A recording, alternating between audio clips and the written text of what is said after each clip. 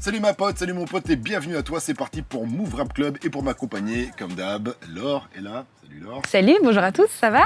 Et mon journaliste sûr, Ismaël, est là également. Salut tout le monde. Alors aujourd'hui dans MRC, nous allons accueillir un maître chien agent de sécurité qui par la suite est devenu acteur, producteur, réalisateur et scénariste. Et depuis, à chacun de ses films, il fait des millions d'entrées et sa première série sur le rap français a également réuni plus de 20 millions de téléspectateurs. Même ma mère attend la saison 2 avec impatience, avec grande impatience. Je parle bien sûr de Validé et Franck Gastambide. Move Rap Club. Move Rap Club. Pascal Sefranc. Franck, ça va bien? La Ça va, forme, frérot? tranquille. Salut. Salut. Ça me fait très plaisir de te recevoir. Alors, Validé, la saison 2 arrive le 11 octobre. T'es dans quel état d'esprit? En vrai, plutôt bien. Évidemment, il y a toujours la peur de décevoir quand tu fais la saison 2 d'une série qui a eu un grand succès sur sa première saison. Mais la réalité, c'est que c'est un kiff de savoir qu'il y a des millions de gens qui attendent de la voir. Enfin, tu vois, c'est inespéré. Donc, j'ai plutôt hâte, en vrai. On l'a vu tous les trois déjà en entier. Et franchement, félicitations. Psartek, c'est vraiment un régal. C'est de la qualité. De bout en bout. Avant de reparler en tout cas de cette saison 2, on va revenir un petit peu sur toi, ton parcours, qui peut inspirer nombre de jeunes, j'ai envie de dire, en difficulté à l'école. Car pour toi, au début, tout n'était pas si facile. Apparemment. Explique-nous. Ouais, moi, parcours scolaire chaotique, dyslexie que je découvre quasiment à la fin de ma scolarité, donc je passe ma scolarité à être dernier de la classe. Mais c'est sans misérabilisme ce que je dis là, parce qu'en vérité, ça a fait le mec que je suis. J'ai fait mes 4e techno, 3e techno, les ZEP, enfin que les classes dans lesquelles c'est dur pour apprendre la scolarité, mais où t'apprends plein d'autres trucs, et c'est ce qui fait que je suis devenu ce mec-là. Mais ouais, c'était pas gagné au départ. J'ai aucun diplôme, j'ai passé ma vie à être dernier de la classe. T'as grandi dans le 7-7, ta maman était femme de ménage, ton père lui était absent et quand tu parles de ton enfance, tu dis « J'étais un petit mec de banlieue complètement dyslexique qui faisait 3 fautes par mot, qui galérait à apprendre l'anglais, même en travaillant. » Mais contre toute attente, donc t'as connu le succès avec le cinéma. Ça te fait quoi quand tu revois cette carrière? Tu croyais à cette époque-là, quand t'avais 13 ans? Non, mais franchement, il y a encore quelques années, là, tu m'aurais dit tu vas faire des films qui vont faire des tonkards, tu vas faire une série qui va avoir le record historique de Canal. J'aurais jamais cru ça, mais le seul truc, c'est que je continue à avoir les conséquences de ma scolarité pathétique et de ma vie un peu de loser. Donc j'ai toujours l'impression de pas avoir confiance en moi, tu vois. Ça se règle pas si facilement, mais j'essaye d'être un peu fier du parcours, ouais. Est-ce que ta mère est fière de toi? Est-ce qu'elle t'a dit enfin qu'elle était fière de toi? Non, mais ouais. Ça devient intime directement. C'est parce qu'on sent que t'avais besoin de reconnaissance. Bah ouais, bien sûr. Ouais, mais il y a un truc bizarre juste dans le rapport à la mère, c'est ce côté où moi j'ai pas grandi avec une mère qui m'a dit que j'étais le meilleur, le plus beau et que j'allais faire des grandes choses dans ma vie. J'ai grandi avec une mère qui toute sa vie m'a dit et disait à tout le monde qu'est-ce qu'on va faire de lui, qu'est-ce qu'on va faire de toi, parce que t'es dernier de la classe, que t'es pas foutu d'avoir un diplôme, que j'ai même pas eu le brevet des collèges, que encore maintenant je fais 15 fautes par mot. Et donc c'était pas facile pour elle de se dire en fait peut-être qu'il va faire des grandes choses. Franchement, rien ne me destinait à faire des grandes choses. Mais à titre personnel, j'étais pas non plus le premier de la classe. Et je sais que si j'avais entendu ou vu des parcours comme le tien, je pense que ça m'aurait certainement inspiré ou motivé, quoi. Écoute, mais c'est pour ça qu'en fait, ça me touche que t'en parles, mais c'est pour ça que je suis à l'aise à en parler. Finalement, c'est assez récent que je parle de ça. Mais je me suis rendu compte qu'à chaque fois que j'en parle, je reçois des centaines de messages de gamins, d'ados ou de parents d'ados qui ont en fait mon handicap, tu vois, et je me rends compte que ça les aide beaucoup, donc voilà, maintenant j'en parle dès que c'est possible, et si je peux, à ma toute petite échelle, servir d'exemple, c'est mortel. La seule chose que j'ai appris, moi, c'est qu'il faut qu'on essaye de trouver dans quoi on est compétent, dans quoi on est bon, quoi, tu vois, et il y a les dyslexiques, souvent, quand tu es dyslexique, on t'apprend un dicton qui dit si tu essayes de faire voler un poisson rouge, toute sa vie, il va penser qu'il est nul, tu vois. C'est qu'il faut qu'on essaye de trouver dans quoi on peut être bon et ensuite qu'on lâche plus, quoi, tu vois. Et tu parles toujours pas anglais? C'est une galère, l'anglais. L'anglais, c'est une galère, en fait, quand tu es dyslexique, c'est plus compliqué pour toi, l'anglais. Et en fait, ce qui est compliqué dans ta motivation personnelle, c'est de te dire je vais travailler plus que toi, et j'aurai des résultats moins bons que toi. Et je te jure qu'en termes de motivation, c'est un peu rudu. Donc, du coup, tu parles français? J'essaye de parler français. Ouais. C'est pas Hollywood alors. Ben, non, en fait, franchement, c'est le but ultime, tu vois. Enfin, moi, c'est mon rêve de faire un film américain. Et ce qui est terrible, c'est que j'ai tous les contacts pour ça. Bah, j'imagine. Et puis maintenant, avec les arrivées des plateformes, bah, il n'y a plus vraiment de frontières. Tu fais un film pour Netflix ou Amazon, tu le fais pour le monde, en fait. C'est ça. Mais écoute, sur l'anglais, là, j'attaque dès que je termine la promo, des cours intensifs vraiment. Il va juste falloir que je travaille beaucoup plus que les autres pour obtenir un résultat moins bon. En fait, peut-être que je parlerai jamais vraiment bien anglais, mais mon but est d'obtenir un niveau suffisamment important pour que je puisse faire un film américain, quoi. Ok. Voilà le but. Un C'est bel plus mal objectif. qu'on le fait, Bah en ouais. tout cas. Tu le disais, tu as découvert ton troupe vers l'âge de 13 ans. À la même période, tu as commencé à te passionner pour les animaux, notamment tout ce qui était chien méchant. Est-ce que ça t'a été par rapport à cette dyslexie, cette passion des chiens, des molosses? Ouais, je l'ai compris après, en fait. C'est que à ce moment-là, je sais pas que je suis dyslexique, je pense juste que je suis nul. Et en bas de chez moi, ben ouais, c'est la grande époque des pits, des rottes. Et puisque je dois avoir un problème de manque affectif à ce moment-là, je me rapproche des animaux. Et c'est la première fois que je me rends compte que je suis bon dans un truc. Et donc tu deviendras spécialiste des molosses et à 20 ans, tu es contacté par un dresseur d'animaux pour le cinéma. Il a besoin de toi et tes chiens pour le tournage des Rivières Pourpres. Et une passion en amenant une autre, c'est là que tu vas tomber amoureux du cinéma et du 7e art, quoi. Ouais, en fait, c'est l'épite qui m'amène sur un plateau de cinéma pour la première fois. Et où je me dis, en fait, c'est cool tout ça, peut-être que moi, je peux faire ça. Et entre le moment où tu l'imagines et le moment où tu le fais, bah, il faut des années, parce qu'il faut d'abord que tu te dises que c'est possible, il faut que tu te sentes un peu légitime, que tu te battes contre ton manque de confiance en toi. Et ça met un peu de temps. Et ça finit par arriver, ouais. Après, tu vas faire des clips de rap aussi un petit peu, parce que tu as Ouais. aussi une passion pour le rap, Ouais. pour le hip-hop. Donc ça fait beaucoup de passion. T'es quand même quelqu'un d'assez passionné, j'ai l'impression. Ah ouais, bah encore maintenant, ouais. Mais oui, effectivement, je deviens pote avec l'équipe de Courtrage May, donc je me retrouve à aller traîner sur des clips de rap, à faire des courts-métrages, notamment le clip de Pour ceux de la Mafia Quinfré, où je te parle d'un clip Classique, que tout le monde a Que vu, tout tu le vois. monde On a ressort à chaque fois celui-ci. Voilà. c'est sûr. Mais je En crois même que temps, ça... les beats sont bien mis en avant. Ouais, mais la scène est incroyable. Pour ceux qui bougent, pas pour ceux qui chient dessus. Qui savent, même quand les plus gros, ça marchait dessus. Et alors d'ailleurs, c'est une des rares scènes qu'on n'a pas tourné dans le 9-4. Ils sont venus chez moi dans le 7-7. Parce que c'était l'époque des chiens dits dangereux, où il y avait les lois, tu pouvais pas faire ce que tu voulais.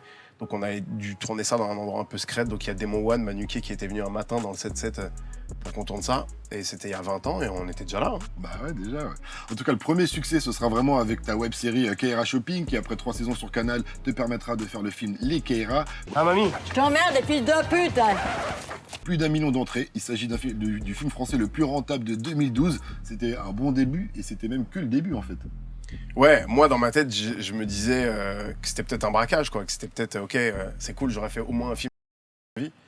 Et en fait, le succès fait que ça a lancé ma carrière, et aussi celle de Mehdi d'ailleurs, qui derrière a fait une jolie carrière. Carrément. En 2016, tu réalises ton deuxième film Pattaya avec 2 millions d'entrées, tu doubles.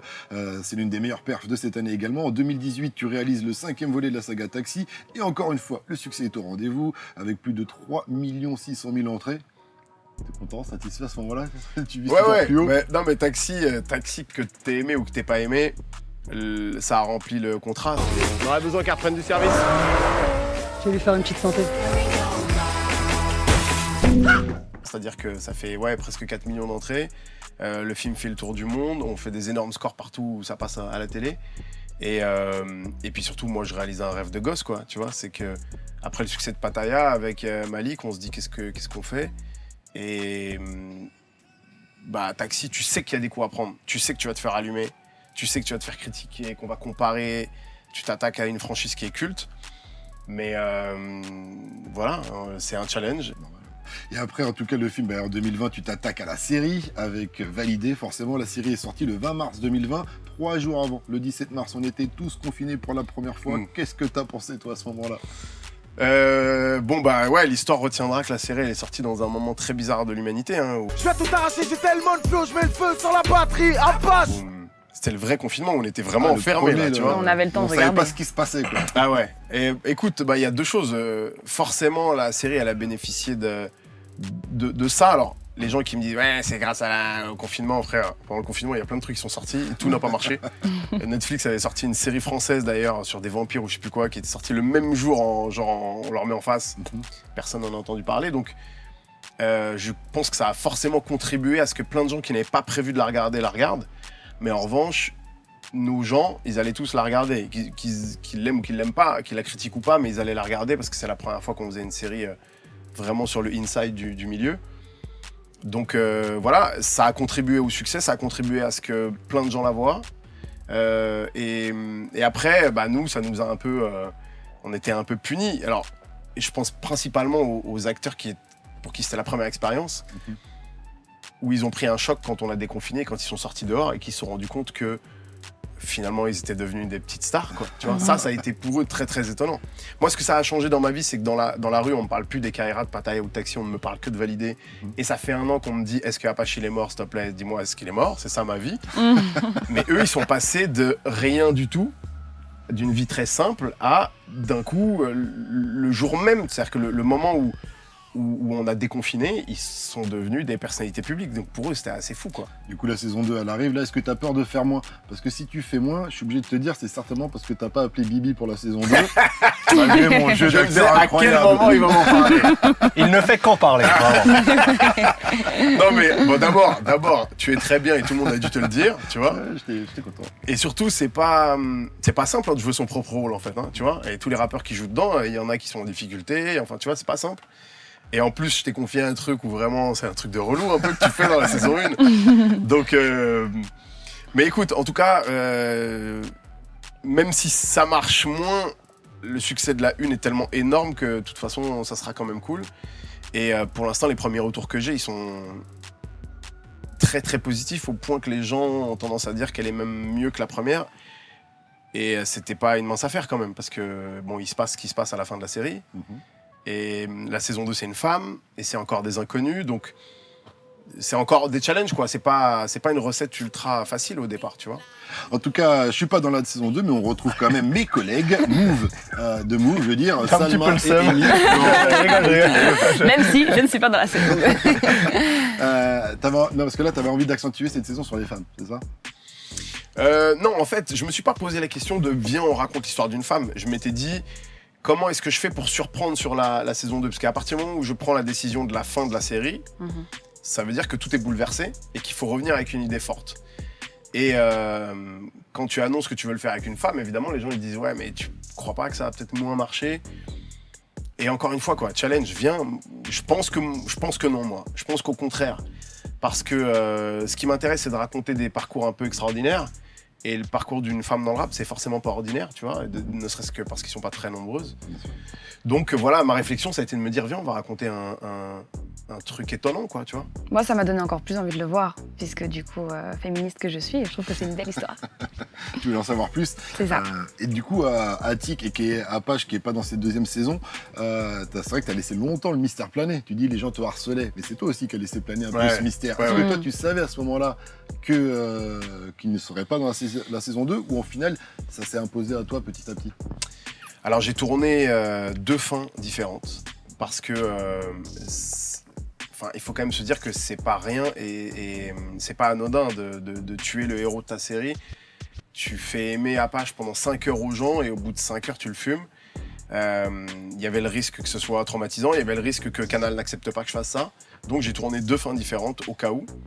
Et puis surtout, j'étais en permanence en réflexion, c'est-à-dire que je me suis dit, je tourne 2 fins, et comme ça, je me laisse le choix dans l'écriture de la saison 2 de ce que je vais faire. Et puis j'ai fini par me dire, faisons mourir Apache en légende, comme Tupac à 27 ans tué dans sa voiture. Et puis après, je me suis dit, et j'ai dit à mes auteurs, ayons confiance en nous maintenant pour essayer de trouver quelque chose d'aussi fort à raconter. Mais évidemment, c'était une prise de risque. Donc ça veut dire que dans ta tête, c'était sûr qu'il était mort quand tu as décidé de mettre cette scène finale de la saison 1, quoi. En Ou fait, qui ne reviendrait pas dans la saison 2, ouais, en tout cas. c'est pendant le tournage, en vrai, que j'ai pris la décision. Parce que je voyais ce que Attic envoyait en perf, et je me suis dit, là, on raconte l'ascension d'un mec. Et c'est ça qui est le plus excitant, je trouve, dans le parcours d'un rappeur. Pour moi, c'est son ascension. Son 2e album, son 3e album, il y a peut-être plein de trucs à raconter, mais le mec qui arrive de nulle part et qui crée son premier album et qui rencontre son premier succès et qui fait sa première scène, c'est ce qui m'excitait le plus à raconter. Et je me suis dit, qu'est-ce que je vais raconter après? Saison 2, qu'est-ce qu'il fait? Il tombe dans l'alcool, il a des embrouilles, je sais pas. Et puis surtout, il a fallu se dire, écoute, en fait, Validé ne va pas être une série où on va faire 15 saisons. On va raconter quelques parcours. Et d'ailleurs, après cette saison 2, je lève un peu le pied. Pour l'instant, il n'y aura pas de saison 3. Oh mon Dieu. Oh my god. Voilà. En tout cas, il y a un côté un peu manga, je trouve, dans ce que tu dis, tu sais, du perso qui deviendrait le Hokage ou Ouais, le roi ouais, des pirates, bien ce sera sûr, bien moi, sûr. quoi. Il y a un peu ça, quoi. Une fois qu'on y est arrivé, bon, ben, on passe next, quoi. Ouais, bah parce que sinon, qu'est-ce que ça deviendrait validé? Ça deviendrait un feuilleton qu'il faut livrer tous les ans à des dates fixes. Puis parfois, tu sais que c'est moins bien, mais tu la sors quand même. Non, non, non. Là, je me suis dit, on reviendra pour une saison 3 si jamais on a une idée patate, une idée qui va créer l'événement. Et voilà, c'est comme ça que je pense, quoi. On va continuer de parler de valider, bien sûr, mais d'abord, on va retrouver Laure pour son J'ai dit, j'ai pas dit. Le concept est simple. Elle va te citer des phrases, à toi de te souvenir si tu les as dites ou pas. Move Rap Club. Move Rap Club. Qu'est-ce qu'elle se prend? Donc, première phrase. Ma société de production s'appelle Autodidacte car j'ai tout appris par moi-même. T'as dit ou t'as pas dit? Ah ouais, j'ai dit fort. Alors, Bah du ouais, coup, ouais. tu peux nous expliquer un petit peu. Bah, ma société, elle s'appelle Autodidacte avec une faute d'orthographe, il y a un K. Parce que là, c'est vraiment autodidacte, c'est ce que je suis, et dyslexique, je fais 3 fautes par mot. Ouais, tu sais, les boîtes de prod, des fois, ils ont des noms un peu techniques qui montrent qu'ils sont intelligents et tout ça. Mhm. Et moi, je me suis dit, elle va s'appeler Autodidacte parce que c'est ce que je suis et ça me À ton correspond. image. Ouais. Deuxième phrase, t'as dit ou t'as pas dit? Moussa Mansali Aka Sams est mon acteur préféré. C'est pour ça qu'il a un rôle majeur dans Valider. Non, je l'ai pas dit. Sam se l'a dit. Parce que t'imagines les embrouilles que je me fais avec tous les autres si je dis ça. C'est tu vois. ça. Mais c'est un acteur que t'apprécies? Ah bah évidemment, et je trouve d'ailleurs qu'il envoie une perf sur la saison 2 que vous avez vue. Grave. Mais Qui grave. est- Revirement, hein. Bah ouais, et qui est franchement. pas forcément simple pour lui, tu vois, parce qu'évidemment, enfin bon, on spoile rien, mais évidemment, il incarne une décadence, et surtout, il y a beaucoup de choses qui sont à cause de Mastar dans la saison 1, et il va falloir qu'il paye ça. Donc voilà, mais je trouve qu'il envoie une grosse perf en acteur, et que c'est pas facile ce qu'il envoie dans cette saison 2, et ouais, moi, évidemment. J'ai dit, j'ai pas dit. Kaira, Pattaya, Taxi 5, je fais principalement de la comédie, mais avec Valider, c'est différent, c'est du drame, mais c'est l'exercice que j'ai préféré. Ouais, je crois. Bah, en fait, tu l'as pas dit, mais j'avais envie de savoir si c'était vrai. C'est pour ça que je t'ai dit je crois.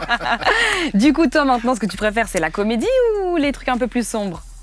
En fait, je me rends compte que ça procure des émotions qui ont été assez kiffantes, tu vois. Et ça procure au public des émotions qui sont assez kiffantes. Tu vois, c'est-à-dire que là, c'est quand même la première fois que tous les jours dans la rue, on me parle de Apache, on me parle de Bosch. Et est-ce que lui, il est vraiment mort? Mais est-ce que lui... Et en fait, cet exercice de la série, où les gens, ils ont une petite addiction à la série, Une grosse addiction. Ça même. prend au Une trip, grosse en fait. addiction. ouais, il y a un Ouais. truc qui est incroyable de te dire, putain, c'est fou, on peut provoquer ça en étant dans un bureau avec un ordinateur. Et on se dit, ok, ça, si on le filme bien, si on éclaire bien, ça va provoquer telle émotion sur le spectateur. Ça, c'est... Franchement, c'est le truc le plus jouissif de ma carrière, tu vois. Mais après, Revirement ou pas? C'est fini les comédies? non. Non, là, je suis en train d'en préparer une. Mais non, il faut la rigolade, attends. Quand la même. rigolade, c'est la vie. Il faut. Je bosse avec Hakim Gemili sur son film, c'est insupportable, on n'avance pas.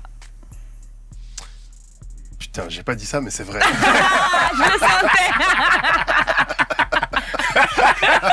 T'as pas dit, c'est vrai, t'as pas dit. Bon, raconte-nous un peu, pourquoi? Oh putain. Qu'est-ce qui se passe? Qu'est-ce qui se passe? Ben non, mais Hakim, on parle d'un mec qui a pas des chaussettes des mêmes couleurs et tout ça. un mec qui est en claquette n'importe quelle époque de l'année, tu vois.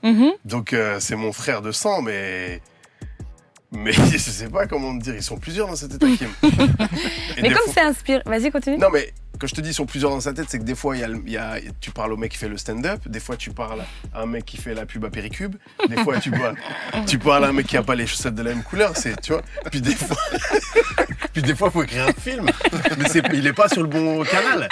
Il y a le mec d'Apéricube ou le mec des claquettes, tu vois. Ouais. Donc ça prend un peu plus de temps, mais c'est ce qui va faire la magie du truc, c'est que c'est son univers, que personne pourrait le faire à sa place, tu vois. En plus, lui, il veut le sortir vite, il voulait le tourner déjà l'été passé, donc il était Oui, pressé. Non, C'est pas bon maintenant, c'est pas bon. Mais tu sais qu'on attend ce film, hein. Mets-lui un petit coup de pression un peu. Non, mais en plus, ça va être bien. Et puis ce qui m'a touché, c'est qu'Hakim, quand il est venu me voir pour que je produise son film, il m'a dit toi, t'as fait Pattaya parce qu'à ton époque, vous alliez à Pattaya. Nous, on va à Dubaï. Et donc, je voudrais faire mon film sur Dubaï. Alors, c'est un mec, il est pas comme moi, il est plus sensible que moi, il fait d'autres trucs et tout. Mais ouais, j'ai hâte. C'est juste que c'est un autre rythme, quoi. Ok. Merci Laure pour ce j'ai dit, j'ai pas dit. Validé, la première série française en 2020 derrière l'attaque des Titans quand même. Mais avant de la Casa des Papel, Ça fait quoi d'être entre ces deux séries Putain, j'avais pas ce chiffre. C'est vrai? Ouais, mais c'est même toi qui l'as partagé sur tes réseaux. Ah Donc, bon? c'était la première série française. Mais dans le top, devant, t'avais l'attaque Ah, des mais Titans oui. et derrière, t'avais la Casa des Papel. Putain, bah, qu'est-ce que tu veux que je peux rien répondre à ça? T'as vu les deux séries, l'attaque des Titans et la Non. Casa des Papel? Aucune des deux. Non. Bon, J'espère ça, que eux, ils ont vu la mienne. En tout cas. Sûrement. On va enchaîner en tout cas avec Ismaël. On va continuer de parler de Validé. Move Rap Club. Move Rap Club. Pascal Sefranc. Franck, j'imagine que pendant la conception et la création de cette saison 2, vous êtes nourri, toi et tes équipes, de tous les retours que vous aviez eus sur la saison 1. Première question, j'avais envie de te demander si maintenant tu devais retoucher quelque chose de la saison 1, modifier quelque chose, est-ce que tu as des envies? Tu vois, à froid maintenant avec le recul, il y a des petites choses que tu aimerais modifier ou pas, ou changer? Je trouve qu'on n'était pas assez bon sur la musique. On n'était pas assez bon sur les instrus, notamment celles que mon personnage envoie. Mais j'ai une explication à ça, c'est que les beatmakers, quand ils sortent des gros morceaux, c'est dur pour eux de te les donner juste pour un petit moment, d'en valider, juste 3 secondes, tu vois. Et puis surtout, il y a quelques petites choses dont on a souffert sur la saison 1, c'est que personne ne savait si ça allait être bien. Donc tu pouvais pas trop challenger les mecs pour te donner leur meilleure prod, pour que les rappeurs viennent faire des feats avec Attic qu'ils connaissaient pas, tu vois. Toutes ces choses qui étaient pas simples et qui sont bien plus abouties sur la saison 2. Ouais, on sent que sur sur l'habillage sonore de la saison 2, il y a un step-up, quoi. Ouais. Bonhomme qui est un des titres Ouais. qu'on retrouve dans la série. Et là, pour le coup, Bonhomme, il fallait que ça soit un banger. C'est-à-dire qu'il faut que quand tu l'écoutes, tu te dises, ok, ça va être un carton. Et donc Parce ça qu'on veut entend dire... beaucoup quand même. Ouais, mais ça, c'est un truc... entraînant, comme vous le dites dans la série, quoi. Dès que Ouais, tu c'est l'entends. Ouais. Et ça, c'est un truc que le succès permet. C'est-à-dire que tu peux dire à un gros beatmaker, s'il te plaît, fais-moi un hit que t'aurais filé à un gros rappeur qui t'aurait fait streamer de ouf. Donne-le-moi à moi. Je t'assure, ça va marcher, quoi. Maintenant, on sait que Validé est un propulseur à talent, donc ouais, on a profité de ça. Mais c'est vrai que sur la saison 1, il y a quelques morceaux qui me piquent les oreilles un peu. Tu as évoqué tout à l'heure l'énergie que ça prend de faire une série sur le rap et de passer ton temps là-dedans. Ça a été quoi tes plus gros challenges ou tes choix les plus difficiles dans la conception et la création de cette saison 2? Je sais pas, que ce soit sur le tournage, en écriture, Il y a évidemment dès le début un gros challenge en écriture pour pas décevoir. Il y a un très gros challenge, c'est... Bon, je pense ici tout le monde le sait, je suis sur Move, mais donc que Apache est mort, donc mon héros est mort. Donc ça veut dire que tu renvoies tes scénaristes dans les cordes, quoi. Où ils te disent, mais Franck, on peut pas faire ça.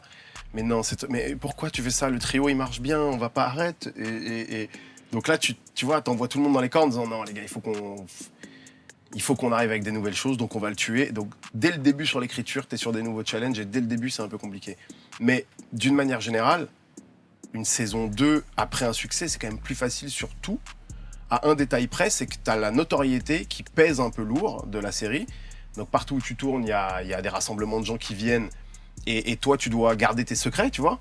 Avec les téléphones en plus maintenant. Bah ouais. Ils veulent Ah ouais. piquer Il faut des pas scènes. qu'ils voient quel rappeur est là, enfin il faut pas qu'ils te niquent ton truc, il faut pas que ça spoil. Donc en fait, oui, dès qu'on posait les caméras quelque part, il y avait des attroupements. Et puis après, ça provoque, là si on rentre dans les dossiers plus secrets, mais ça provoque aussi beaucoup d'attentes des acteurs et des rappeurs qui participent à la série. C'est-à-dire que maintenant, ils savent tous que ils ont vu des gens exploser grâce à la série. Donc ils sont très en attente de ça par rapport à moi, tu vois. Donc le rôle, ils voudraient qu'il soit plus gros, leur nom plus gros, leur photo sur l'affiche plus gros. T'as un peu de ces gestions d'ego à gérer parce que beaucoup se disent c'est mon opportunité, ça va être validé. Et ça a été l'opportunité pour Bosch, pour Attic, même pour Saïdou, pour Brahim d'exploser. Et après, il faut que tu gères un peu ça, quoi. Justement, pour parler du casting, est-ce qu'à l'image de la série qui met en scène une femme qui essaye de percer dans le rap, est-ce que ça a été difficile d'imposer un personnage principal féminin?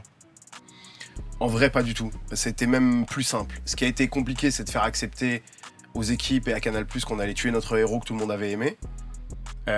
Mais en revanche, quand tu leur parles d'une femme, pour les médias, c'est pas comme ça que je l'ai pensé, mais eux, pour les médias, c'est un caviar en fait, tu vois. C'est qu'on parle de la minorité, on est dans une grande époque féministe, et du coup, pour eux, c'est même plus une opportunité. Moi, ça a jamais été mon game de faire du féminisme opportuniste. Moi, je me disais juste, on va raconter quelque chose de très différent, et scénaristiquement, ça va être cool.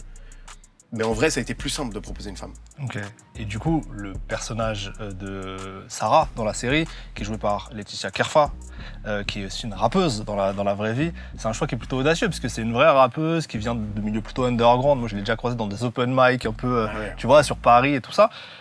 Comment t'en es arrivé à ce choix de casting-là, qui est une prise de risque, en vrai? Je sais qu'il y a des risques, mais quand je vais la voir, c'est Screech qui m'emmène la voir dans un théâtre à Aubervilliers, où elle porte une pièce de théâtre à elle seule et dans laquelle elle rappe aussi. Moi, je la connaissais pas du tout. Là, c'est vraiment parce que toi, t'es vraiment là pour aller dans les open mic. Et effectivement, c'est vrai, elle en a fait beaucoup, mais c'est parce que vraiment, tu vas dans les bails lugubres. C'est son style. Ouais, c'est mon style. Mais il y a qu'en allant dans les trucs sombres comme ça que t'as pu la croiser. Mais ça, c'était aussi un truc super important pour moi. C'est que, tu vois, un mec comme toi qui a entendu parler d'elle, ça veut dire qu'elle est là depuis longtemps. Ça veut dire que ça traîne ses Stan Smith dans les open mic les plus compliqués. Après, il fallait une kickeuse quand même. Ouais, Donc, il fallait complètement. qu'elle ait déjà un peu un background à ce niveau-là. Surtout quoi. que c'est ce qu'on raconte. Mais en fait, c'est comme Attic, c'est que pour faire valider, il faut que tu aies la double compétence. Il faut que tu sois un bête d'acteur et il faut que tu sois un rappeur aux qualités incontestables. Quand je prends Attic, il n'est pas encore acteur. Et il y a d'ailleurs beaucoup de travail. Mais quand tu vois le garçon, tu sais qu'il se passe un truc à l'image et tu sais qu'il va se passer quelque chose pour lui. Laetitia, c'est pareil. Sauf que Laetitia, elle avait un truc de plus qu'Attic, c'est qu'elle est déjà comédienne en fait. Porter une pièce de théâtre toute seule, c'est pas simple, tu vois. Du coup, t'as pas casté beaucoup de nanas, tu t'es assez rapidement tombé sur elle. On a vu quelques filles et quelques filles super, parce qu'il fallait qu'on ait des points de comparaison, il fallait aussi qu'on puisse dire à Canal+, ben, qu'est-ce que vous en pensez. Mais ouais, Laetitia était au-dessus et puis elle a très vite transpiré sur notre écriture, c'est-à-dire quand on l'a pris, on était encore en développement.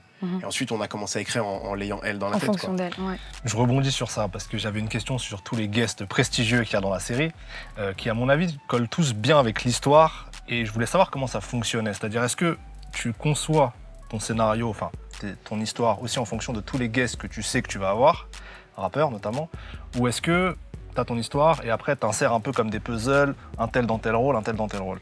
Parce qu'ils fit tous bien avec le, tu vois, avec le scénario global. Eh ben, ça me fait plaisir que tu aies remarqué ça. Effectivement, je crée un petit écrin dans lequel qui leur correspond à tous, quoi. Et c'était déjà le cas sur la saison 1. Soprano, il est au Vélodrome et il incarne ce qu'est une des plus grandes réussites de l'histoire du rap français. La Crime, il est plus dans un bail de chicha sombre dans le 9-4. Gringe, il est avec des meufs. Nino, il est reçu en maison de disque parce que c'est le patron, enfin tu vois.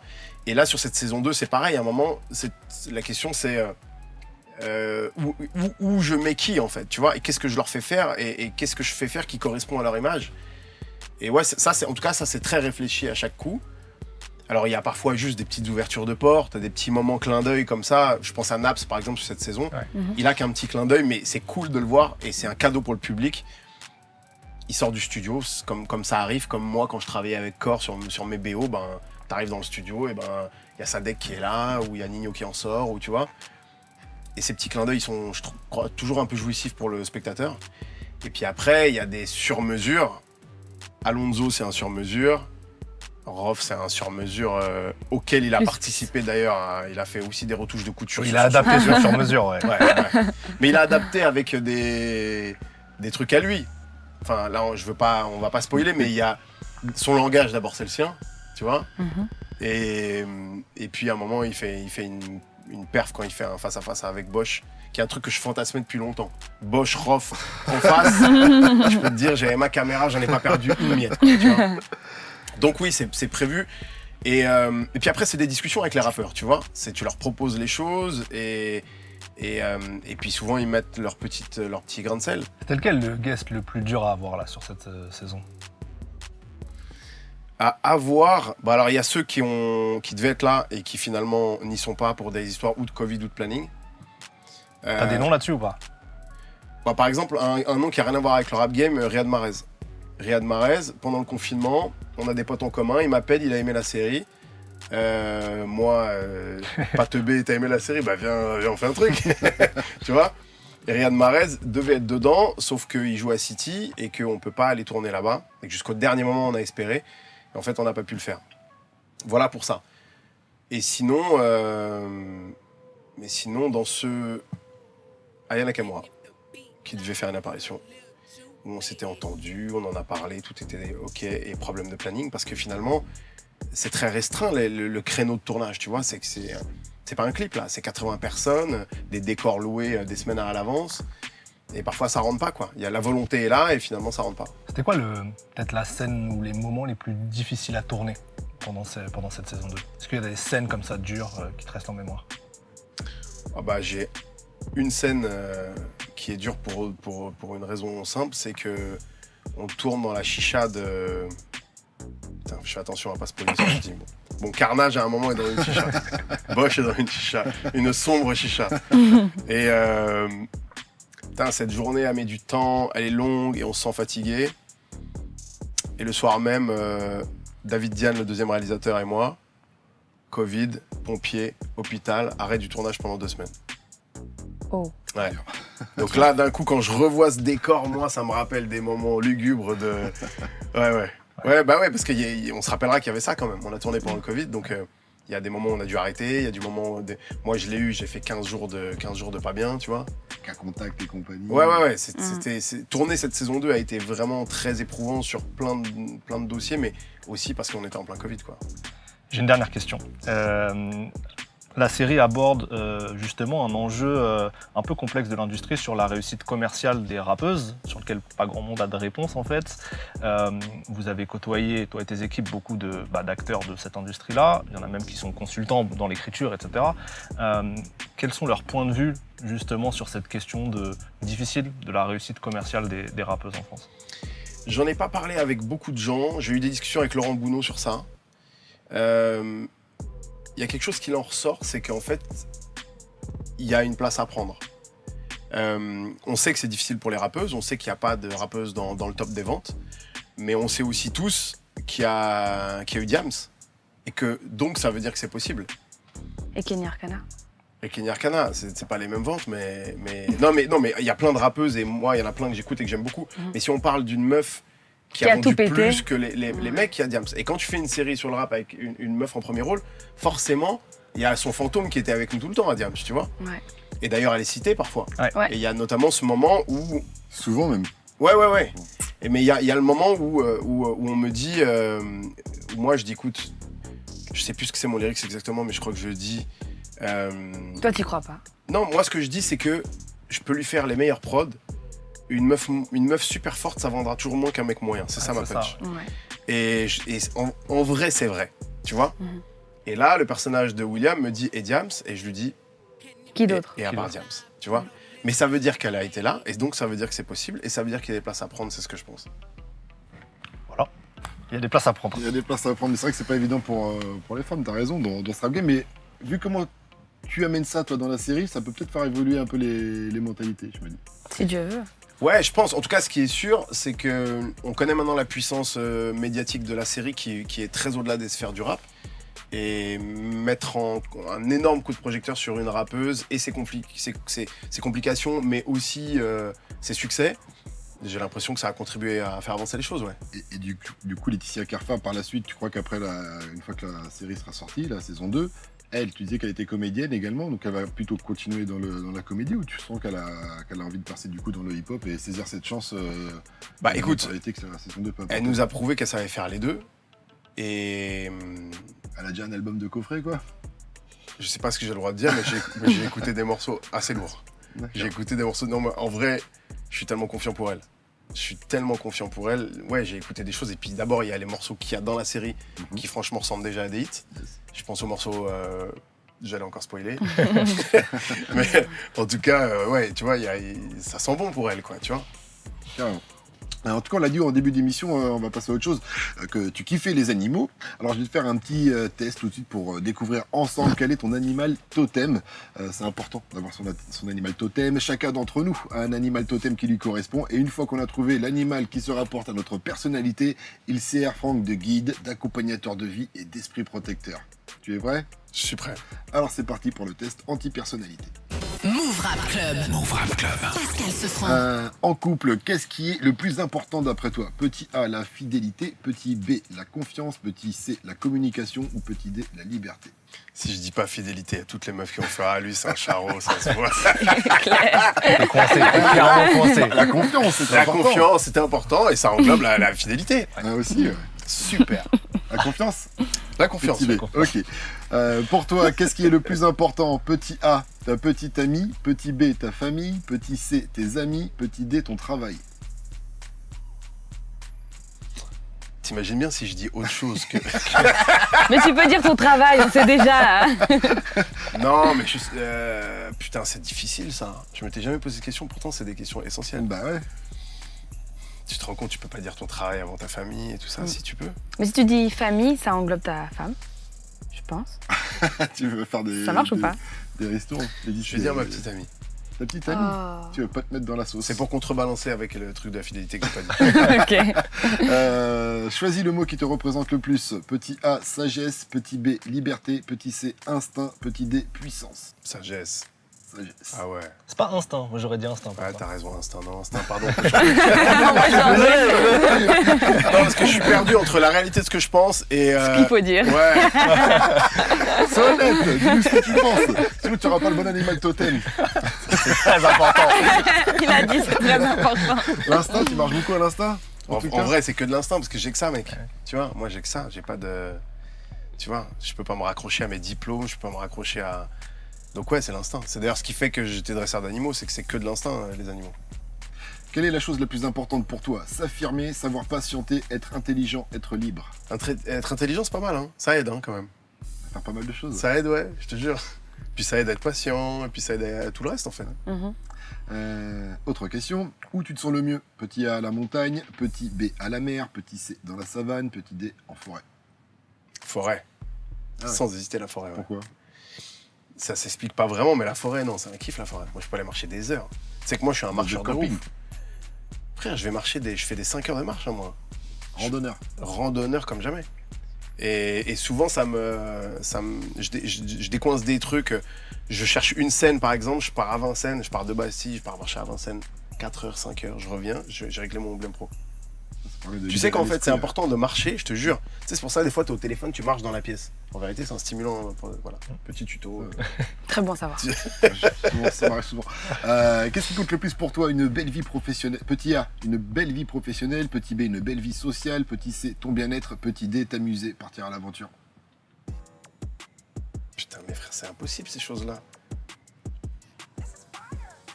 Écoute, la belle vie professionnelle, je l'ai, et ça fait pas tout. Donc ça peut pas être ça.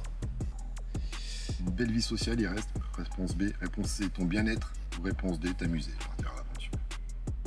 Ce qui compte le plus pour toi. Le bien-être, c'est pas mal quand même. Ça englobe aussi d'autres choses, ouais. Ok, le bien-être. Le bien-être, on est bon.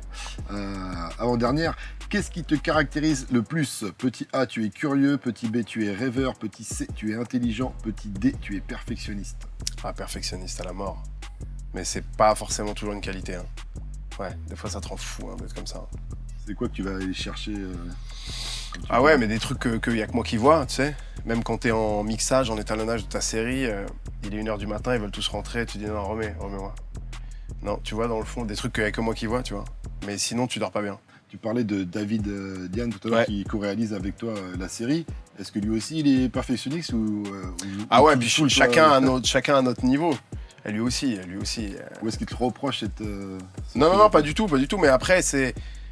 donc, on réalise chacun nos épisodes, tu vois. Et ensuite, quand on les voit, bah, je lui dis, moi, j'aurais pas fait ça. Bah, moi, j'aurais pas fait ça. Moi, j'aurais pas fait comme ça. Tu vois. Ouais, non, mais on peut devenir fou, ça. Si on fait ça, on regarde chacun l'épisode de l'autre et on le dégomme, quoi. C'est terrible. C'est sur Validé que tu as eu le plus de pression dans ta vie pro ou sur Taxi? Taxi, je l'ai fait comme un court-métrage. Franchement... Et là, tous les temps se font, bon, ça se voit. Non, je l'ai fait cool parce que Besson m'a fait ultra confiance et que non, mais c'est de la pression parce que tu gères un film à 20 millions et tu t'exploses des voitures dans tous les sens à Marseille, mais en vérité, ça allait. Et ouais, Validé, c'est le plus de pression, mais c'est aussi parce que sur Validé, si tu te loupes, mais quand tu vois le succès et les retombées que ça a été, imagine si j'avais fait vraiment un truc éclaté. Mais j'aurais été l'homme à abattre, tu vois. C'est que là, d'un coup, tu t'attaques à un milieu. Taxi, c'est pour les familles. Quand on a fait des avant-premières, des tournées partout en France, c'était des familles, des gamins, tout le monde était en kiff, ça va, c'est cool, tu vois. Validé. Dès que tu vas mettre un pied dans la rue, Ah non, frère, t'as intérêt à pas te tromper.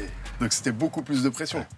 Mais là, c'était cool, du coup. C'était, hé Franck, bien, Sartex, ça tu vois. Mais non, mais non seulement Au la lieu rue... de, hé Franck, t'es mort. Ah ouais, non, mais là, j'ai reçu, mes frères, Validé, j'ai reçu de l'amour comme j'ai jamais reçu de ma vie. J'imagine. Donc ouais, ça, et puis le métier, parce que d'un coup tu chopes une hype, que t'as pas quand tu fais Taxi 5, parce que dans le métier du cinéma, Taxi 5, c'est comme les tuches, c'est des comédies, tu vois. Et validé, d'un coup, tu te rechopes une hype où tout le monde te trouve super. Et pour finir ce petit test d'anti-personnalité, en tout cas, parmi ces punchs de rappeurs sur les animaux, laquelle te parle le plus? Petit A, plus je connais les hommes, plus j'aime mon chien. Booba, à l'époque de Lunatic, le silence n'est pas un oubli. Petit B, la vie est courte, les délices du bonheur substantiel, la mort frappe l'oiseau assassiné en plein ciel. AKH, les Bad Boys de Marseille. Petit C, mon flow dans ta gova, hey, j'attends le salaire à Cheva, hey, le son t'achève, hey, danse comme un cheval. C'est inoubliable. Inoubliable, celle-là. Incompréhensible et inoubliable. Exactement. D, réponse D, CR7, Messi, ROH2F, Serbi, Tupac, Biggie, MJ Mayweather, Ali, mais qui est le GOAT? Voilà. Dernier morceau de Rof. Et j'en ai deux que je savais pas trop quoi faire, donc je te les cite quand même. Petit E, les aigles ne volent pas avec les pigeons. Ou petit F, les dauphins sont des violeurs. Ouais, méfie-toi des apparences. Orelsan. Ah, mon gars Aurel, elle est incroyable celle-là. Celle-là est incroyable. Je viens de tourner Astérix avec Orelsan. On a passé une semaine très cool ensemble. Donc je vais prendre celle d'Aurel, même si on adore les dauphins quand même. Quand même. Mais c'est fou, c'est une vraie info que c'est des pointeurs les dauphins. Bah ouais, il me semble. Il y a Putain, merde. Eh ben ton animal totem, Franck, est le dauphin, justement. Un pointeur, non, arrête. Ah, ça y est. Et comment se retrouver dans une sauce alors qu'on était entre amis? Le dauphin représente l'innocence à l'état pur. Vous êtes un vrai enfant dans l'âme. Votre joie de vivre, votre optimisme et vos petites blagues par-ci par-là sont très appréciées. Mais n'êtes-vous pas un peu trop naïf? Dans tous les cas, votre vision de la vie fait de vous une personne adorable. Oh. C'est pas mal. Mais un dauphin en forêt, du coup. Parce que... Un dauphin. Et un dauphin en couple qui est pas dans des histoires sombres. Ah, dauphin ça fait plaisir. fidèle. Tu vois, le dauphin fidèle. Une On femme vers les Caraïbes, tu vois. Ok. Et sinon, ça avait le lion, le loup ou l'aigle. Le dauphin, frère. Le dauphin, On ça. aime Ouais. bien le dauphin. On est Du bien. Galac.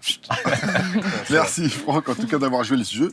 Pour la suite, on t'a demandé d'inviter qui tu voulais hors musique et tu as choisi de venir avec le combattant de MMA Cyril Gann qui est bon gamin et on va l'accueillir sans plus attendre puisqu'il est parmi nous. C'est parti pour l'invité de l'invité.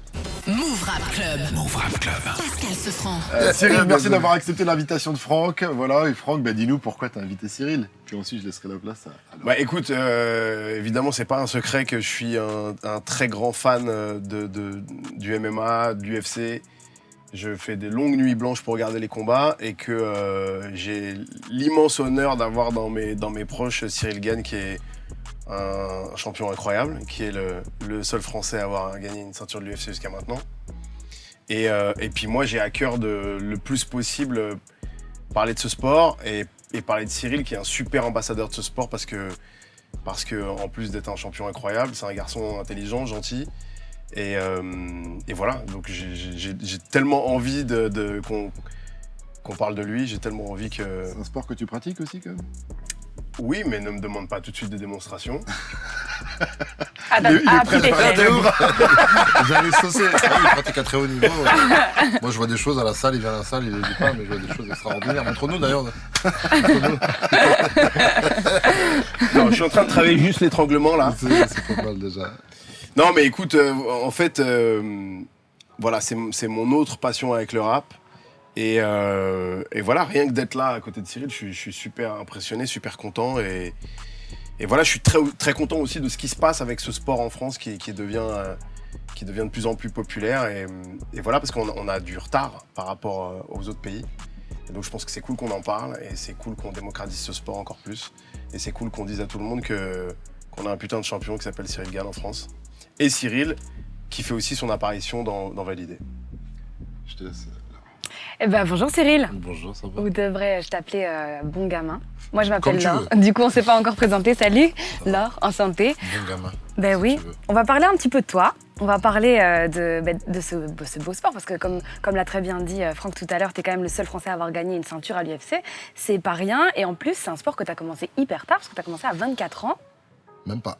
À quel âge? J'ai commencé à 24-25 ans, donc la boxe thaïlandaise. Ouais. Donc j'ai fait 3 ans là-dedans, et c'est à l'âge de 28 ans, en janvier 2018. Ah ouais. que je commence le MMA. Donc aujourd'hui, j'en ai 31, donc ça fait 3 ans et demi. Quoi. Et les sports de combat, avant ça t'avait pas du tout donné envie? Non. C'était pas plutôt le plus que ça. basket, toi, avant, c'est ça? Sport co, ouais. Sport co. Ok. Basket, beaucoup de foot quand j'étais vraiment très jeune. Mhm. J'étais à 14-15 ans. Derrière ça, beaucoup de basket. Mais entre-temps, tu sais, avec l'école, etc., tu touches à plein de choses. Puis comme on avait du niveau, on allait quand même sur des belles compètes. À l'école, on est au plus hand. sur du hand. Ouais, c'est ça, c'est ça. Hand, volley et tout, on allait sur des compètes et tout. C'est J'ai ça. fait un peu de l'athlé aussi. J'ai touché à pas mal de sports, mais surtout au foot basket. Ouais. Mais à haut niveau déjà, enfin, t'avais quand même un Non. certain level dans ces Ah bah sports. en fait, j'ai Pour jamais, plaisir. comme je dis, à chaque fois, j'ai jamais chopé le wagon, tu vois. Ça a toujours été mon plaisir avant tout. Et j'ai toujours eu, finalement, j'étais intelligent. J'ai toujours eu ce truc-là de dire, j'ai pas envie d'être un adulte avant l'heure, tu vois. C'était vraiment que mon plaisir. Et ben, j'ai fait des détections au foot, j'ai fait des choses comme ça. D'accord, ok, quand même. Basket, quand j'ai commencé les premières années, les clubs de formation venaient me chercher et tout, mais je disais non. Et tout, tu vois. Je sais pas, j'étais dans le divertissement. J'étais plutôt dans le plaisir personnel, du coup. Bah, du coup, Et t'as fait donc, plein d'autres trucs en fait. T'as vendu des meubles, Ouais. ouais, du coup, au début, tu faisais vraiment tout type de sport et tout, mais à un moment donné, quand même, tu t'es dit, en fait, parmi tout ce que tu fais, boxe thaï, MMA, muay thai, pied-point et tout, à un moment donné, tu t'es dit, je voudrais faire ça. Est-ce qu'à un moment donné, t'as ressenti ça ou pas du C'est tout? même pas ça, non. J'ai commencé à la boxe thaï parce qu'on m'a dit, viens essayer, tu fais plus de sport. Mhm. Donc je commençais, vu que je travaillais le samedi. Tu vois, la boutique de meubles dont tu parles, je travaillais le samedi et le dimanche. Ok, Donc les sport co, c'était fichu en fait. ok. Même si tu t'entraînais la semaine, le week-end, t'as pas la satisfaction de Ouais. faire le match. Donc du coup, j'ai arrêté. Et à un moment donné, je faisais plus rien. Et un gars de ma promo m'a dit, viens essayer, moi je fais de la boxe thaï, t'as vu, c'est un sport co, c'est un sport personnel. Donc j'ai dit, ouais, pourquoi pas. Et quand j'y suis allé, le coach il a dit, mais t'as déjà fait? J'ai dit non, jamais. Il y avait un truc. Il m'a dit, au début, il m'a dit, viens, viens, viens. À un moment donné, il m'a dit, Personne. c'est quoi, viens ou viens plus, arrête de venir une fois tous les 2 semaines, etc. J'ai dit, bon, allez, vas-y. Et du coup, on m'a forcé la main un peu à commencer vraiment sérieusement. Et je fais mes 3 ans et sans faute, parcours sans faute. Et je cherche une salle plus proche de chez moi. Et je tombe sur la salle MMA Factory, ma salle actuelle, qui est côté Est. Donc moi, j'ai toujours habité côté Est. Et là, moi, je viens juste pour trouver des sparring partners, en fait, pour arrêter de faire la route dans le 9-2 tout le temps, tu vois. Ok. Et malheureusement, je suis obligé de me prêter au jeu du MMA un petit peu. Mais je connaissais pas le MMA, tu vois. Moi, j'étais là que pour le pied-point avec les gars, tu vois. Et il m'a dit, teste un peu le MMA. J'ai dit, vas-y. Et après 2 entraînements, il m'a dit, écoute, je veux que tu fasses du Tu MMA restes. et tout. On a un truc à Il faire. m'expose un peu le truc, tu vois. Le MMA, c'est pas comme le pied-point. Tu gagnes mieux.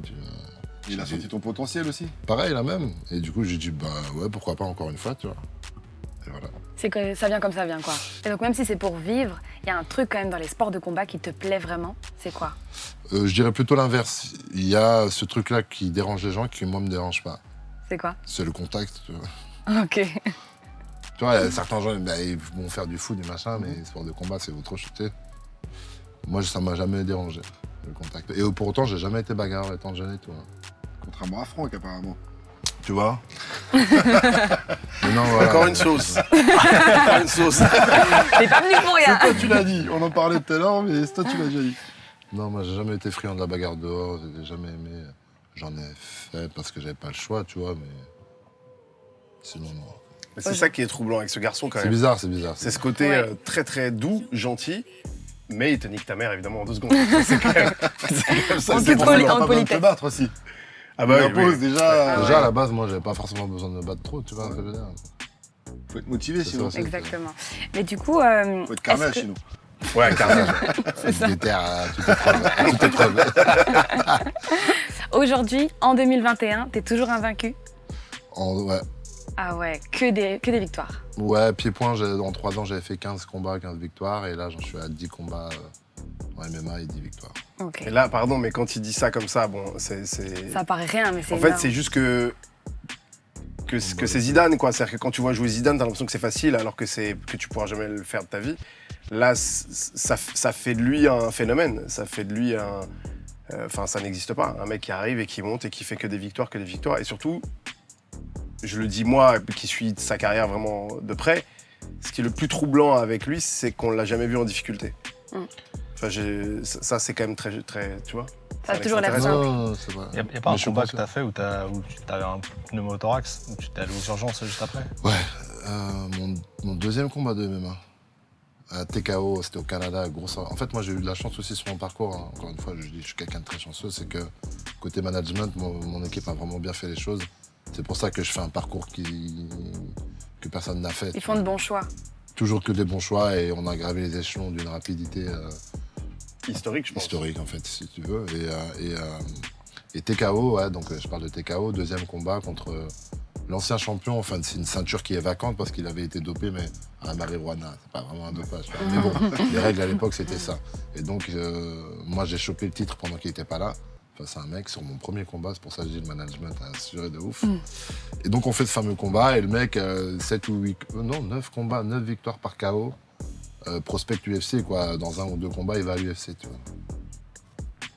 Frère, je commence le combat, je lui mets un type, mon gros orteil, il saute. Donc je me rends compte assez rapidement, je me dis ouais, il y a un trou dans le sol. Après petit à petit, je commence à sentir bien, tu vois, je dis ouais, il est de travers et tout. C'est pour ça que dans le combat, en même temps, je sais pas si tu l'as vu celui-là, je mets un genou énervé, il va tomber contre la cage. Et je prends le temps de regarder mon orteil en fait en allant vers lui, tu vois. Et pour moi, mon orteil, il est... Bref. Et dans la foulée, pareil, genre au bout de quelques minutes, début du combat en fait. Et ça, je le comprends qu'à la fin du combat, mais super essoufflé et tout, tu vois. On fait les 5 minutes, je rentre dans mon coin, il me donne de l'eau, je la crache, je respire et tout. Il me dit ça va et tout, Lopez. Et moi, tu vois, enfin, je réponds même pas en fait, je crois. Je réponds même pas, il me parle. Et je suis exténué, je comprends pas, tu vois. Et je me dis peut-être que c'est le stress, parce qu'il me prévenait toujours de ça, Lopez. Parce qu'il avait peur que je sois trop décontracté, il avait peur qu'un jour, justement, il a peur que de ça, Lopez. Il a pas peur des combats et tout, il a peur de moi et la réaction de l'inconnu, tu vois. Et en fait, je me dis, ouais, peut-être c'est ça, en fait. Peut-être je suis stressé et tout, et je repars, la minute, elle passe, j'ai pas récupéré. Et je recombats et je fais que de la marche avant du coup. Parce que je peux plus bouger comme je le fais, j'ai plus d'orteils, j'ai plus de cardio. Que de marche avant, je le touche, marche avant, je le touche. Et je fais 10 minutes de combat avec le pneumothorax. Et je peux même plus parler à la fin dans le micro et tout. Et ambulance, c'est au Canada, c'est stade de hockey, les ambulances elles sont dans le stade, tu vois. On pick-up et on m'envoie directement aux urgences. On m'ouvre et tout, direct, on m'endort et tout, tu vois. Gros pneumothorax. Mais tu gagnes le combat. Je gagne le combat. Pneumothorax et un doigt diaphragme. Ce combat-là a pu parler. Ce combat-là a beaucoup fait parler. Ouais. Et c'était extrêmement dangereux parce que du coup, je me suis pas rendu compte que c'était ça et j'ai poussé. J'ai un trou noir. De la fin, on me remet la ceinture au vestiaire et tout, j'ai un trou noir. Je sais même plus exactement ce qui s'est passé et tout parce que mon corps était en détresse un peu. Ouais. Bah, on va parler d'un truc un peu plus joyeux. Ouais. Apparemment, enfin pas apparemment, on l'a vu, du coup, t'es dans Validé saison 2. T'as un petit rôle, en tout cas tu apparais. Raconte-nous un petit peu le cinéma, c'est un truc qui t'a toujours fait envie. En plus, t'es En passant pécho aussi. Est-ce que... C'est ça, Franck a vu mes prouesses et tout de suite il m'a vu dans sa série. C'est un but dans ta carrière C'est ça, il y a un truc à jouer. C'est ouais. C'est ça. J'ai pas posé la question à la bonne. Chaque fois qu'il met la main en plus, c'est une petite pression. C'est ça, réponds bien. Qui va répondre alors? Le cinéma. Ta question c'est quoi? C'est le cinéma? Ouais, j'aimerais bien, ouais.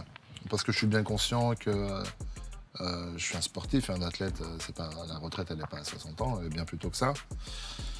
Encore plus dans les sports de combat. On sait très bien que c'est un sport déjà qui mange de ton intégrité physique, mais au-delà de ça, c'est un sport très différent en termes d'émotion, tu vois. Il y a beaucoup de stress, beaucoup de choses là. Donc franchement, si dans 5 ans je peux être à la retraite, je veux bien, tu vois. Mais, tu vois, il faut un plan B quand même. Okay. Je sais qu'il y en aura, c'est pas un souci. Mais en tout cas, la direction Pourquoi pas le cinéma? Complètement. Et moi, je voulais revenir juste sur les ambitions d'acteur de Cyril, elles sont... Moi, je pense que s'il était américain, il aurait déjà tourné dans Expandable ou Fast and Furious. C'est juste qu'en France, on fait peu de cinéma d'action et on fait peu de cinéma où on fait appel à des gabarits comme celui de Cyril. Finalement, il y a très peu de mecs dans le cinéma, je crois qu'il n'y en a pas, qui ont un gabarit comme le sien. Mais on fait très peu de cinéma qui emploie ce genre de gabarit-là. Et d'ailleurs, beaucoup de champions du UFC tournent dans Expandable, dans Fast and Furious, et sont employés comme ça sur des films américains. Quand tu deviens une star de l'UFC, Hollywood te fait les yeux doux pour jouer dans les films d'action en général. Merci Cyril. Avec plaisir. Nous, surtout tu bouges pas. Franck, est-ce que t'as déjà rappé, Franck? Tu vas pas me faire rapper, je te le dis tout de suite. Non. Mais est-ce que t'as déjà rappé? Parce que là, tu sais sur les réseaux de qui ça se retrouve tout de suite. Moi j'aurais aimé voir ça quand même. On va pas te faire ça, mais est-ce que t'as déjà rappé dans ta jeunesse? Est-ce que tu Jamais prêtais de un ma projet? vie, ou T'as alors déjà en tout cas... raté des textes? Non, devant aucun témoin si c'est arrivé. Voilà, donc je suis très serein, il n'y a pas de vidéo, il n'y a pas d'audio, il n'y a rien, il n'y a aucune preuve de Jamais quelque chose comme ça. sobre en tout cas. En tout cas, on va essayer de te mettre dans la peau d'un rappeur avec Ismaël tout de suite. Move Rap Club. Move Rap Club. Pascal Sefranc. Franck, aujourd'hui, le Rap Game Manager, cette séquence, va te mettre dans la peau d'un rappeur, un peu plus côté business, pas trop artistique, mais bon. 5 questions rapides. Première question, si tu pouvais prendre la vie d'un rappeur, ce serait lequel? Waouh. Ça peut être français-américain, ce que tu veux. Drake, elle a l'air assez cool, sa vie. Pour le manoir à 100 millions, notamment. Ouais, le manoir, on dit quoi, au moins pour aller faire des teufs dans le manoir de Drake. Puis le Drake- dressing, il doit être dingue. Drake, c'est pas mal. Parce que je réfléchis à des mecs qu'on kiffe, mais qui sont dans des sauces. Ouais. Tu vois? Bon, Drake, bah, lui, on en fait, parle toujours on sait jamais, tu vois, l'image. C'est pas toi, là, on parle de. Oui, oui. T'inquiète pas. Mais non, mais la vie de qui, tu vois, par exemple, si tu dis, ouais, Dre, ça doit être cool d'être un peu Dre, d'aller traîner à Los Angeles, tu vois, mais en même temps, il y a des sauces. Il y a des sauces de son ex-femme et tout ça. Des petites sauces. Mais bon, c'est pas grave. Non, c'est c'est bien, pas c'est grave, cool. ça fait, j'ai aucun rappeur qui est lisse, frère, ça fait partie du... Drake, on a des dossiers? Drake, des petits dos, il a des petits Franchement, dos. il est petit dessus, frère. pas des gros dos. Non. Franchement, Bon, il est- Drake, Il ça a se l'air- multiplie, quoi. Il se multiplie, voilà, quoi. Drake, et on fait une belle soirée dans le manoir et vous êtes évidemment tous invités. C'est noté, voilà. Super. C'est noté. En tant que rappeur, si tu pouvais jouer dans un film avec des rappeurs, un film iconique qui a déjà eu lieu, tu vois, dans l'histoire, t'aurais choisi quel film? Ah, 8 Mile sans hésiter, hein. Ah ouais? Non, mais non, parce que toi, d'accord, tu penses à Non, Menace, ça marche. ou tu Non, penses ça à marche, 8 Mile, Boys ça in marche. the Hood. Non, 8 Mile, ça marche, clairement. Mais pourquoi du coup? Il y a Belly aussi. Attends, parce que j'ai répondu vite là, putain. Non, 8 Mile, c'est un choc, quand même. Non, 8 Mile, c'est un choc. En tout cas, c'est le premier truc auquel je pense. Le petit Babto qui arrive et tout, c'est bien. Non, ça n'a rien à voir.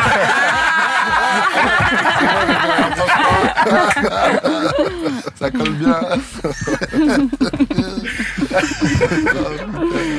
Ok.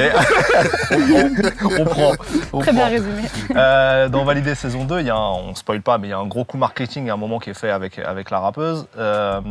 Toi, si t'étais un rappeur, est-ce que t'as un coup marketing comme ça que t'aimerais faire, réaliser? Ah ouais, mais là, je vais pas l'inventer tout de suite. Mais par exemple, il y a un coup merveilleux, qui m'a d'ailleurs un peu inspiré cette scène dont tu parles. C'est Stromae qui laisse fuiter une vidéo de lui complètement bourré à Bruxelles. Et où tous les haters se jettent dessus en disant « Regarde, il est terminé, c'est fini, il est bourré, miskin ». Et le lendemain, il envoie le plus gros clip de toute sa carrière. C'est incroyable. Ça, Je me c'est... rappelle plus exactement. du coup. Ça, c'est un coup... Formidable. Formidable. C'est ça. C'est... Enfin... Ouais, c'est un gros L'idée, coup elle est marketing. incroyable, mais ce que je me rappelle très bien de l'acharnement des gens, quoi, qui étaient contents. Mais pourquoi, frère, t'es content? Tu l'aimais bien, pourtant, c'est quoi ton problème? Et le lendemain, il ferme des bouches. Enfin, c'est incroyable. C'est un coup merveilleux, ça. Qui m'a donc inspiré, je te le dis, pour la saison 2 de Validé. Quelle offre tu refuserais en tant que rappeur, même pour 500 000 balles? Quel truc tu refuserais de faire en tant que rappeur, même pour une grosse somme? Tout nu. 500 000, Le MMA, ça paye très très bien, évidemment. Ouais, je parle pour lui. Il m'a mis dans la sauce. Il s'est pris une contre-sauce. Qu'est-ce que je refuserais? Ouais. T'as dit tout nu? Non, je l'ai déjà fait en plus. Moi, je suis très à l'aise avec ça. Même gratuit, quoi. Il n'y a pas besoin de Pas donner non 500 plus, 000. là. Un truc que tu refuserais Ouais. pour 500 000. Ouais. Que tu refuserais de faire. T'as trouvé? La pub pour Non. Apéricube, mais c'est pas cool pour Hakim.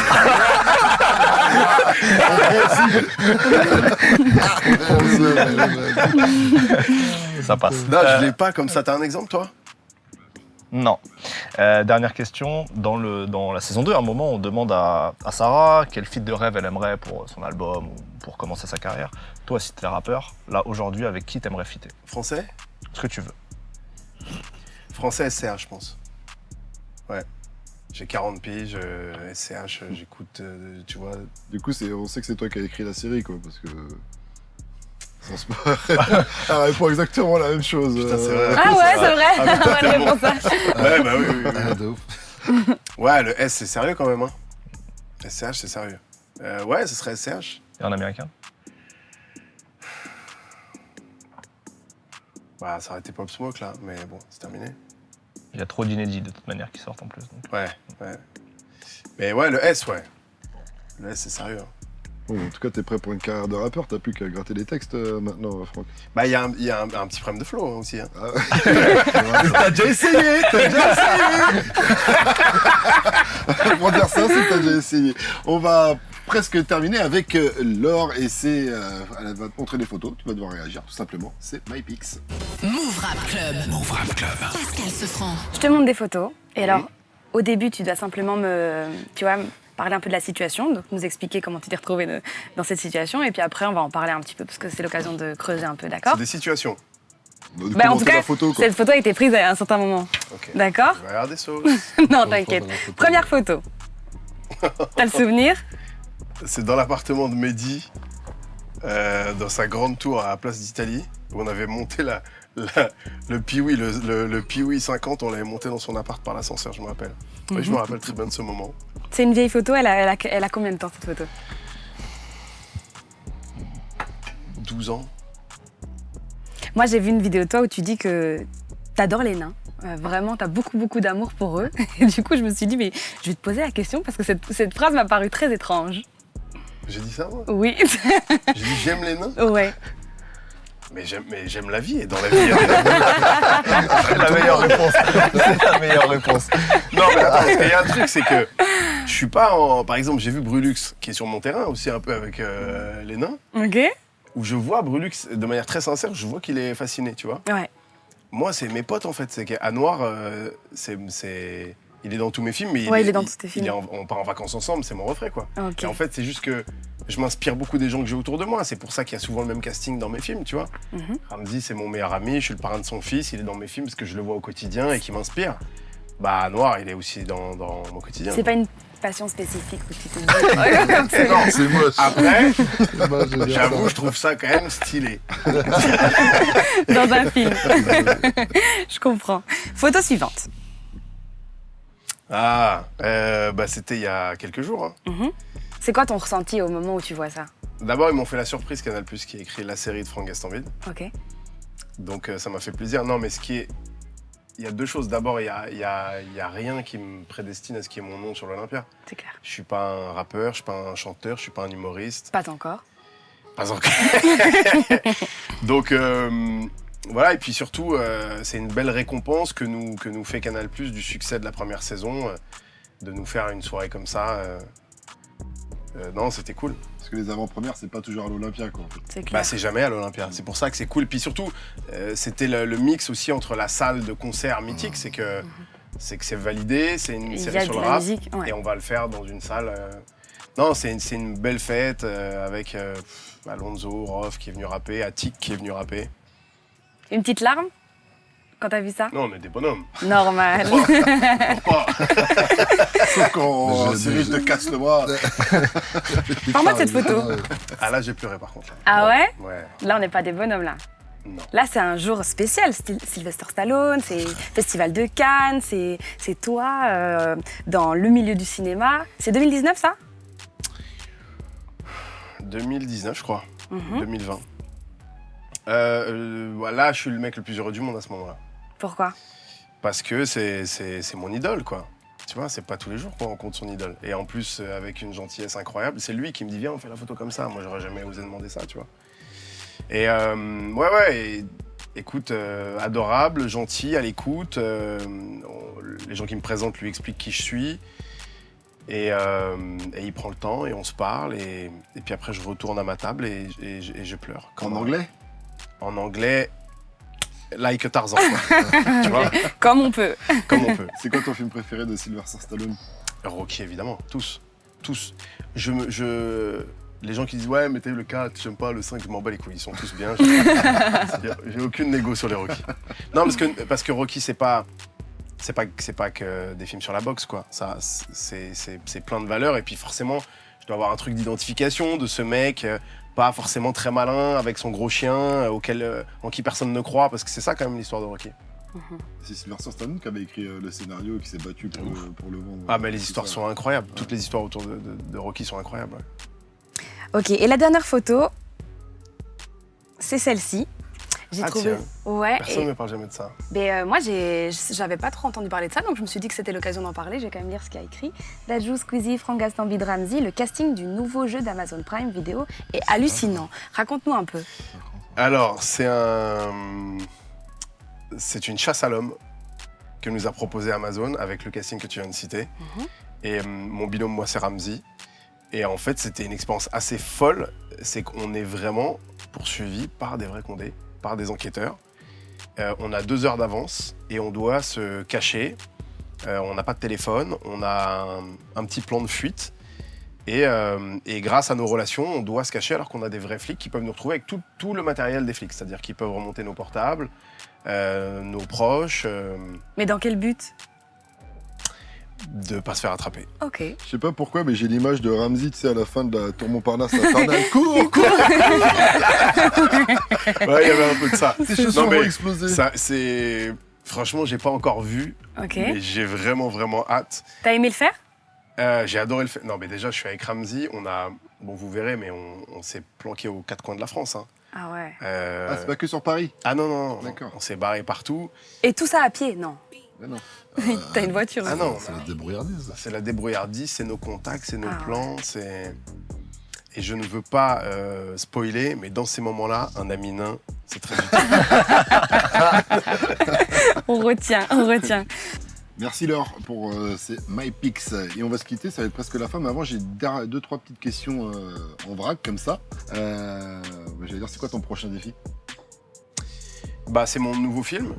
Je peux pas t'en dire trop, mais je suis en train de finaliser l'écriture de mon prochain film que je vais tourner à l'étranger. À l'étranger loin? Comédie, dramatique? À l'étranger loin, il y aura du soleil. C'est le Comédie. seul indice que je peux te donner. Ok. Et comédie d'action. Comédie d'action. Ouais. Et la dernière question, à quand un film avec Vin Diesel? Chauve au Tu carré. kifferais, toi, Vin? Non, c'est juste par rapport à... Franchement, je m'en ouf un peu. Ouais, c'est ça, c'est juste le jeu. Ouais, c'est pas dans mes fantasmes, quoi. Stallone, tout de suite, j'arrête ma vie immédiatement, tu vois, pour aller faire quoi que ce soit de... Si on te dit tu peux faire un film avec Stallone, mais derrière ta carrière s'arrête. Tu fais ces films-là avec Stallone? Putain, ça C'est une vraie ça, c'est question. une vraie question. Hein. Réponds. C'est-à-dire, admettons, le film, c'est une frappe. Hein. Ce que tu veux, peu importe le résultat. Non, parce que c'est Ah non, éclaté, c'est ouais. relou de partir sur un truc éclaté. Ah Mais non, tu me bien dis, sûr. le film, c'est une frappe, tu feras pas mieux que ça. T'es incroyable dedans, on Ok. rit, on pleure et tout ça. Bon, il faut que je prenne un gros billet quand même, parce Ouais, que... c'est ça. Après, tu vois. Mais... C'est un piège. Non, mais... Putain, en tout cas, ce qui est... C'est presque oui, hein, parce que ça serait un aboutissement incroyable pour moi de tourner avec Stallone, hein, vraiment. Et Vin Diesel, non, mais Vin Diesel, c'est drôle, parce que il y a ce truc de ressemblance, tu vois, dont on parle souvent, mais... Bah, tu rejoues aussi un peu de... Bah, dans Pattaya, Ouais, beaucoup. dans Pattaya. Mais... Non, ça me fait pas ultra kiffer, en vrai, Vin Diesel. C'est pas un acteur spécialement que tu kiffes. Non, mais je crois que personne, en fait. Je crois qu'on kiffe Fast and Furious. Mais je crois pas qu'on se dit, ouais, Vin Diesel, c'est incroyable comme il joue. Je crois pas qu'on se dit ça. C'est qu'on l'a toujours vu beau gosse, tu vois, dans des bons rôles balèzes. Ouais, moi aussi, hein. Comme moi. Ouais, c'est ça. C'est ça, en fait. On va se quitter là-dessus. En tout cas, merci à vous, messieurs, d'être venus. Ça nous a fait énormément plaisir. Merci, Allez regarder cette deuxième saison qui arrive donc le 11 octobre avec 3 premiers épisodes. Je crois qu'on les met tous, hein, Ah, le vous les 11 mettez octobre. tous Ouais. d'un coup Ouais. Vous allez pouvoir binge-watcher ça comme il faut donc à partir du 11 octobre. Merci à vous, messieurs. Merci. Merci. Move Radio. Hip Hop Nation.